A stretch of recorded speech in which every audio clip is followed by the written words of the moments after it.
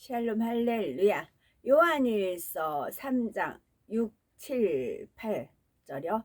그 안에 거하는 자마다 범죄하지 아니하나니 범죄하는 자마다 그를 보지도 못하였고 그를 알지도 못하였느니라. 자녀들아, 아무도 너희를 미혹하지 못하게 하라. 의를 행하는 자는 그의 의로우심과 같이 의롭고 죄를 짓는 자는 마귀에게 속하나니 마귀는 처음부터 범죄함이라. 하나님의 아들이 나타나신 것은 마귀의 일을 멸하려 하심이라.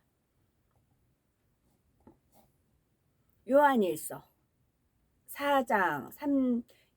3장 4절에 죄를 짓는 자마다 불법을 행하나니 죄는 불법이라 했습니다. 이 말씀대로 죄를 짓고 불법을 행하면 반드시 공의에 따라 심판을 받습니다.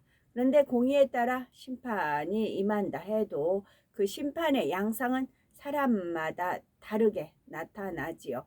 각 사람의 중심과 마음, 환경과 믿음의 분량 등 수많은 조건들에 의해 공의의 법이 복합적으로 적용되기 때문입니다. 더구나 자신이 지은 죄에 대해서만 연단과 징계를 받는 것이 아니라 조상이나 부모 때에 쌓은 악행에 대해서도 보응을 받게 되는 경우가 있습니다. 조상이 우상을 심하게 섬겼다거나 하나님을 크게 대적한 경우 혹은 다른 사람들에게 큰 악을 행하여 많은 원한을 쌓은 경우 등 이런 경우는 죄를 지은 당사자뿐 아니라 그 후손들까지 어려움을 겪기도 하지요. 주님을 영접하는 과정에서 사단의 회방을 더 크게 받기도 하고 주님을 영접했다 해도 진리를 깨우치거나 영적인 믿음을 갖는데 남들보다 방해를 많이 받는 경우도 있지요. 가령 조상 때로부터 악이 많이 쌓인 어떤 사람이 성결의 말씀을 들었을 때 참 선하다 좋다고 은혜 받을 수는 있습니다. 그러나 그 선을 쉽게 이루지는 못합니다. 나름대로 열심히 금식하고 기도하고 뜨겁게 충성하며 말씀 무장도 하지만 변화의 속도가 느리지요. 그 선의 가치가 깊이 깨달아지거나 마음에 새겨지지 않기 때문입니다.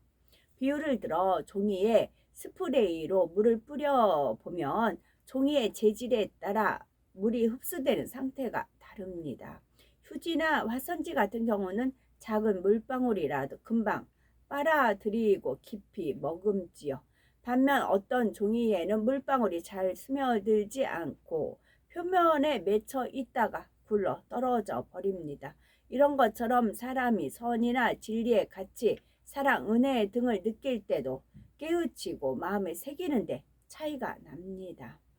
선대로부터 많은 영향에 따라 심령이 두꺼운 가죽이나 굳은 쌀에 덮인 것 같아서 진리를 깊이 느끼거나 새기기 어려운 경우가 있지요.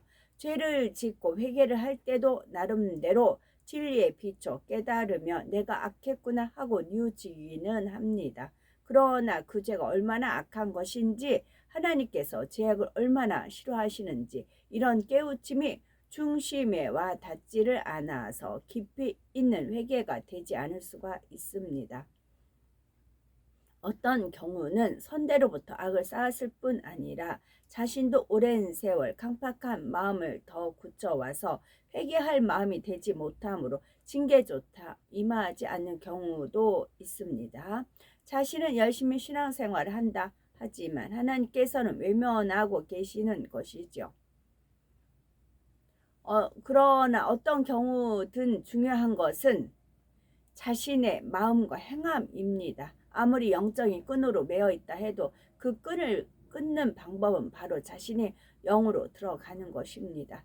에스겔 18장 19절 20절 그런데 너희는 이르기를 아들이 어찌 아비의 죄를 담당치 않겠느냐 하는도다. 아들이 법과 의를 행하며 내 모든 율례를 지켜 행하였으면 그는 정령 살려니와 범죄하는 그 영혼은 죽을지라. 아들은 아비의 죄악을 담당치 아니할 것이요 아비는 아들의 죄악을 담당치 아니하리니 의인의 의도 자기에게로 돌아가고 악인의 악도 자기에게로 돌아가리라 하였지요. 비록 조상이 악을 행했을지라도 자신의 선을 쌓아 영으로 들어가면 조상의 죄에 더 이상 매이지 않습니다. 반대로 자신이 악을 계속 쌓아간다면 조상이 아무리 선을 행했다 해도 자신은 죄악에 대한 심판을 받아야 하지요. 모든 것이 자기가 마음 먹고 노력하기에 달려 있다는 거죠. 우리가 진심으로 믿고 겸비한 마음으로 진리를 행하면서 하나님의 은혜와 능력을 구해 나가면 반드시 응답과 축복을 주십니다. 우리가 진심으로 믿고 겸비한 마음으로 진리를 행하면서 믿고 겸비한 마음과 진리를 행하면서 하나님의 은혜와 능력을 구해 나가면 분명히 응답과 축복을 주십니다. 과거에 하나님을 크게 진노하게 했다가 은혜로 용서받은 사람도 마찬가지죠. 자신의 죄에 대해 이미 용서는 받았다 해도 범죄하기 전과 같은 은혜를 회복하여 충만하게 신앙생활을 하고 영으로 들어가려면 그만큼 많은 노력을 해야 합니다. 분명히 회개했다고 해도 순간순간 사단이 흔들어 보려고 할 때도 있지요. 내가 정말 용서받았나? 용서받지 못한 것이 아닌가? 의심을 주거나 충만함을 빼앗아 가려 하고 다시 범죄하도록 미혹할 수도 있습니다. 이런 미혹을 물리치고 굳게 서려면 전보다 더 힘써 자신을 쳐서 복종시키며 진리 안에 거하려는 노력이 필요합니다. 더 불같은 기도와 금식으로 하나님의 은혜로 회복해 나가고 신속하게 영으로 들어가야 하는 것입니다. 하나님의 공의는 너무나 섬세하고 복잡하지만 결코 어그러지는 일이 없습니다. 사람이 은밀한 가운데 행한 일도 심지어 자기는 잊어버린 행위나 말조차도 선악간의 모든 것이 심판의 근거가 됩니다.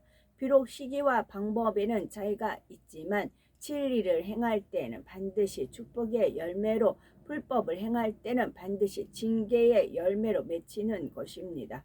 또 우리가 믿음으로 기도하고 구하는 것은 하나님께서 반드시 응답해 주십니다. 믿음으로 구하는데도 응답이 지체될 때는 분명히 해결해야 할 문제가 있거나 특별한 하나님의 섭리가 있는 것이죠. 우리는 말씀을 듣고 순종을 하면 하나님께서 길을 열어주십니다. 우리도 이런 공의의 법칙대로 듣는 대로 잘 양식 삼아야 되겠습니다. 그럴 때 우리 자신도 응답과 축복의 길을 밝히 보며 나아갈 수가 있는 것입니다. 일꾼으로서 맡은 영혼들을 인도할 수 있는 지혜와 능력을 얻을 수가 있고요. 범사에 믿음으로 구하되 변함없이 선을 쌓고 또 쌓아 응답과 축복 가운데 거하는 우리가 되어야 되겠습니다. 아멘.